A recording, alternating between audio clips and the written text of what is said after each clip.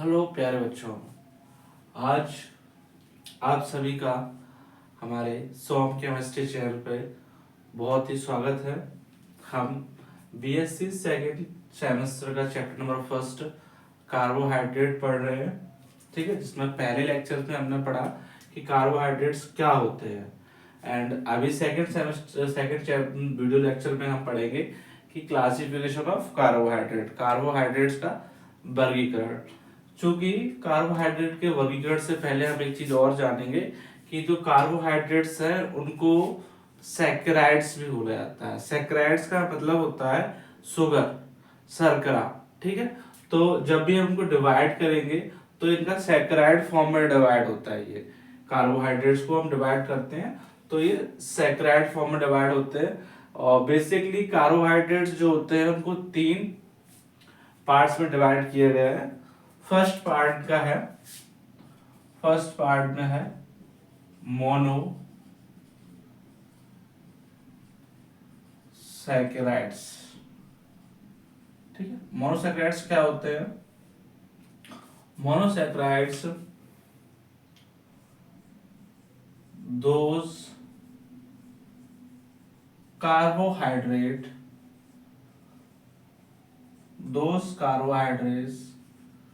can not be simplified on hydrolysis। ठीक है, तो हम मोनोसैकेराइड्स की बात कर रहे हैं। Monosaccharides those carbohydrates can not be simplified on hydrolysis.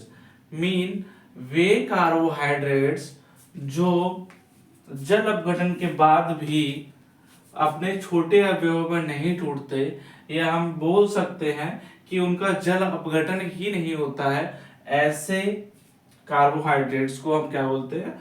Monosaccharides. इसका एग्जाम्पल होता है ग्लूकोज, फ्रक्टोज, ETC। ठीक है, तो मोनोसैकेराइड्स के बाद कौन सा आता है? मोनोसैकेराइड के बाद सेकंड नंबर पे आता है ओलिगोसैकेराइड्स। ठीक है, ओलिगोसैकेराइड्स में क्या होता है कि दोज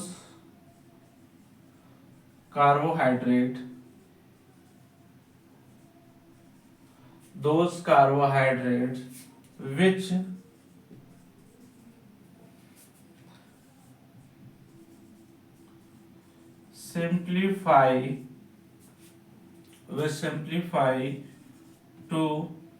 simplify to 10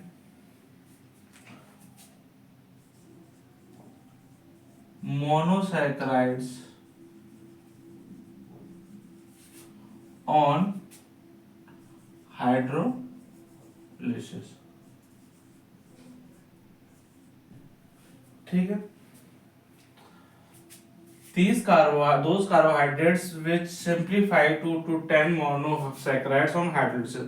मतलब वे कार्बोहाइड्रेट्स जो जल अपघटन के बाद मोनोसैकेराइड्स के 2 से 10 अणु देते हैं या 2 से 10 अवयवों में टूट जाते हैं, ऐसे सैकेराइड्स को क्या बोलते हैं? हम ओलिगोसैकेराइड्स।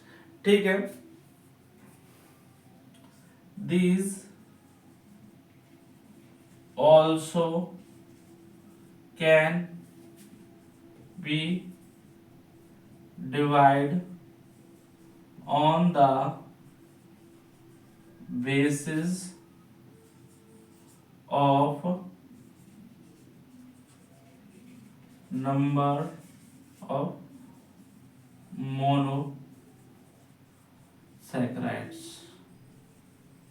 ठीक है, मतलब हम ओलिगोसैकेराइड्स को भी फर्दर डिवाइड कर सकते हैं।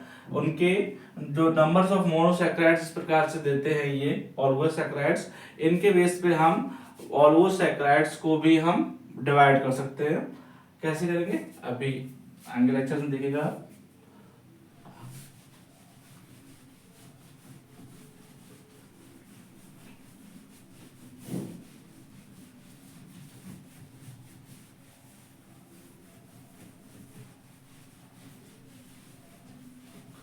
ठीक है, तो ऑलिगोसैकेराइड्स को डिवाइड करेंगे फर्स्ट में डाई सैकेराइड, ठीक है, इसका on hydrolysis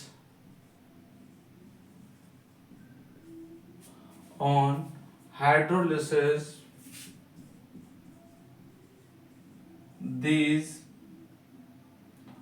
form to two molecule of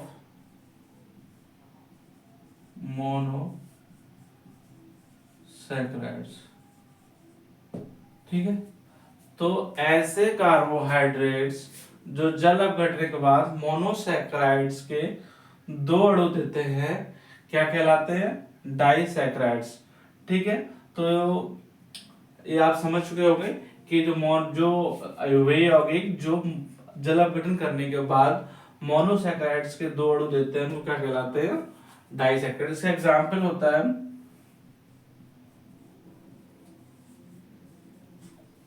sucrose, ठीक है, सुक्रोज है ETC। इसको हम केमिकल रिएक्शन के फॉर्म में भी हम डिफाइन कर सकते हैं। जैसे सुक्रोज होगा, सुक्रोज का फॉर्मूला होता है C12H22O11 प्लस H2O और इसमें रख लेंगे ऑन हाइड्रोलिसिस, ठीक है, ताकि आप सब लोग समझ सकें आसानी से। हाइड्रोलिसिस C6H12O6 प्लस C6H12O6, ये होता है ग्लूकोज, ये हो गया फ्रक्टोज, ठीक है। तो जैसे कि आप देख सकते हैं जब हमने एक डाइसैकेराइड्स को जब जल अपघटन कराया तो हमें इससे मोनोसैकेराइड्स के दो अणु प्राप्त हुए। तो हम कह सकते हैं ऐसे यौगिक जिनका जल अपघटन कराने पर दो मोनोसैकेराइड्स प्राप्त हो क्या कहलाते हैं, डाइसैकेराइड्स। इसका एक और एग्जांपल नहीं, इसका एक और टाइप लेते हैं डाइसैकेराइड के बाद ट्राइसैकेराइड, ठीक है। तो ऑन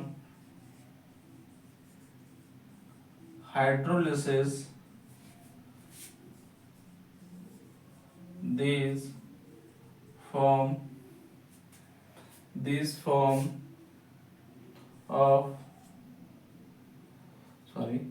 नहीं लगेगा, these forms to three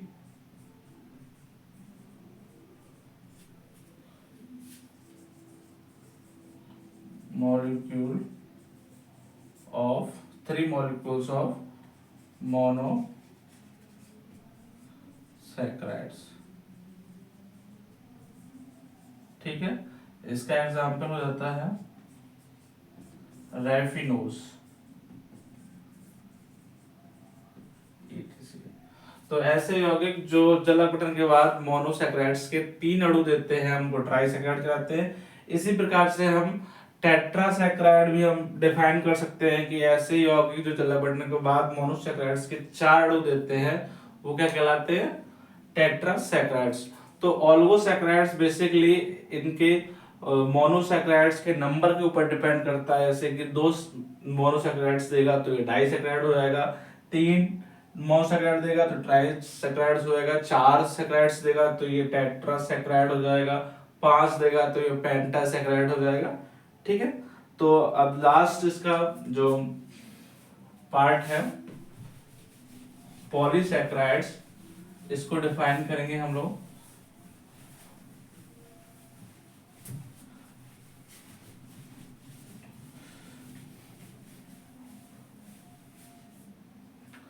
ठीक है, थर्ड नंबर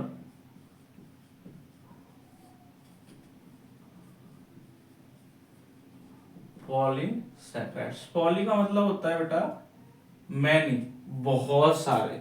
पॉली का मतलब होता है बहुत सारे, सैकेराइड्स का मतलब कार्बोहाइड्रेट्स होते हैं। मतलब वे यौगिक जो जल अपघटन के बाद बहुत सारे मोनोसैकेराइड्स दें तो हम इनको क्या बोलते हैं, पॉलीसैकेराइड्स। तो हम लिखेंगे those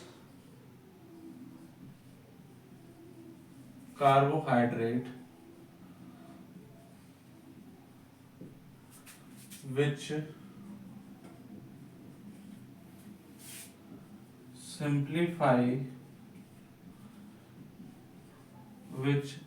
simplify to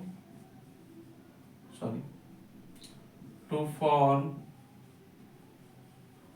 many molecules of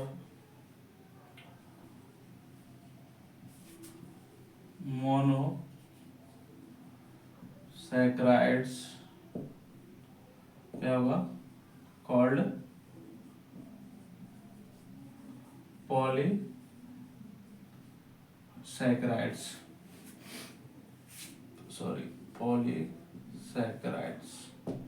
ठीक है। तो ऐसे कार्बोहाइड्रेट जिनको जल अपघटन करने के बाद हमको कई सारे मोनोसैकराइड्स के अणु प्राप्त होते हैं, तो हम इन्हें क्या बोलते हैं, हम पॉलीसैकराइड्स। इसका एग्जाम्पल होता है स्टार्च, सेलुलोज, etc।